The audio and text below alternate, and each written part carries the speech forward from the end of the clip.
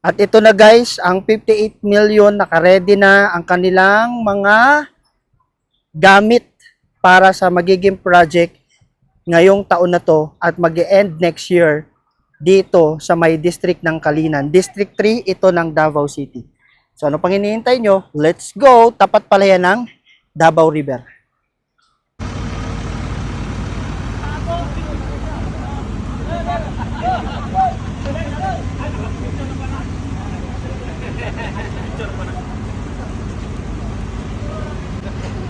Ay, kunti sila bata siguro. Ha?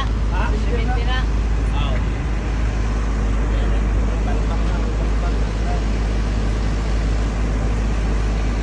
Sa mga nagtatanong kung talagang quality at maganda ang mga proyekto dito sa Davao, guys, kayo na ang humusga at kitang-kita mo naman kung gaano kaganda, ka-quality dito sa Davao. At yung mga gamit nila dito guys na gauge 36 na mga bakal, talagang solido, matibay, bigat to. Talagang pangmatindihan. Diba? Imagine mo, yung mga ginagamit nilang crane, materials, at yung ginagamit nilang backhoe para mag-angat at magdala ng mga proyekto dito sa Davao. So ano pa hinihintay nyo? Let's go! Sure ball! Ayan guys, yung kanilang ginagamit na pangmatindihan, siptikal. Ayan talagang saan ihuhulog yan? Dito. Ihuhulog dito. Square hole. Ano kami ng piloto dito, pabagsak baba. Okay, para pantay. Para pantay sa libilado diyan. Okay, pang-levelado. Ayan Ayan yung ginagamit nila dito. Pangmatindihan talaga. Kaya talagang solid ang pagkatrabaho, sure ball, garantisado na dito sa may Davao City, panalong panalo. Yun sure ball na. Yun. Guys, imagine mo malayong part na to sa pinaka downtown, pero ayan ang kakapal at matibay ang pagkagawa.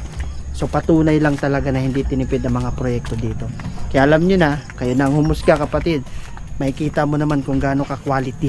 Yan yung mga bahay sa itaas, hindi naabuti ng baha dito sa tapat ng Davao River. Ayan ayan ang flood control, kitang kita mo naman yan. Diba? So dito lang yan sa Davao City. Masarap dito maglakad-lakad guys. Pwede ka pa dito mag-jogging, diba?